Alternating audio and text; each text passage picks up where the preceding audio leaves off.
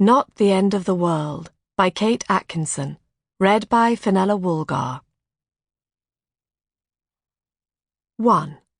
Charlene and Trudi go shopping.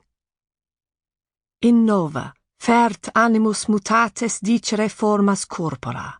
Dii, coiptis, nam vos mutastis et illas, adspirate meis, primaque ab origine mundi ad meia perpetuum deducite tempora carmen. Ovid, Metamorphoses, Book 1, 1-4.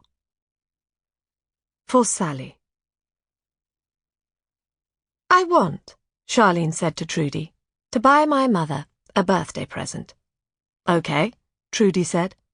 Something I can put in the post. Something that won't break. Trudi thought about some of the things you could put in the post that might break. A crystal decanter. A fingernail. An egg. A heart. A Crown Derby teapot. A promise. A mirrored glass globe in which nothing but the sky is reflected. How about a scarf? She suggested. In velvet dévoré. I love that word. Dévoré. Charlene and Trudi were in a food hall as vast as a small city.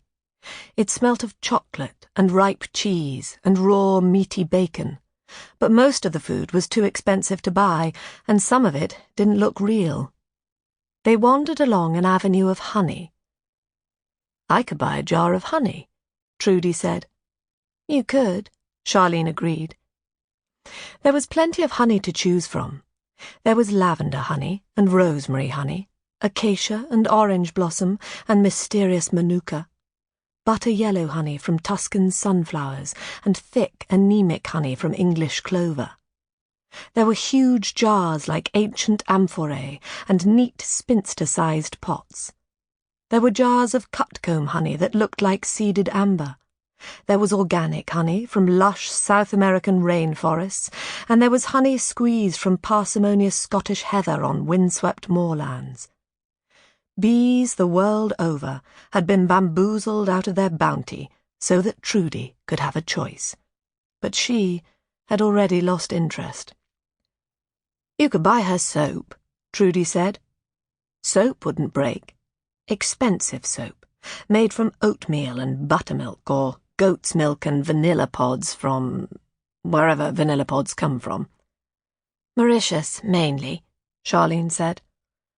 If you say so. Soap for which 10,000 violet petals have been crushed and distilled to provide 1 drop of oil, or soap scented with the zest of 100 bittersweet oranges. I'm hungry. I could buy an orange, Charlene said. You could. Seville or Moroccan? Moorish, Charlene said dreamily. I would like to visit a Moorish palace. The Alhambra. That's an exotic word. That's the most exotic word I can think of offhand. Alhambra. Xanadu, Trudi said. That's exotic. A pleasure dome. Imagine having your own pleasure dome. You could call it Pleasureland. Isn't there a Pleasureland in Scarborough? Arbroath, Charlene said gloomily. With shady walks through cool gardens, Trudi said, where the air is perfumed with attar of roses. And fountains and courtyards, Charlene said. Fountains that run with nectar. And courtyards full of peacocks and nightingales and larks. And swans. And gold and silver fish swimming in the fountains. And huge blue and white marbled carp. They were walking down a street of teas. They were lost. Who would think there were so many different teas in the world? Trudi mused. Chrysanthemum tea, white peony, jade peak, oriental beauty oolong, green gunpowder, golden needle, Hubei silvertip, Drum Mountain white cloud, dragon's breath tea. Do you think it tastes of dragon's breath? What do you think dragon's breath tastes like? Foul, I expect, Charlene said.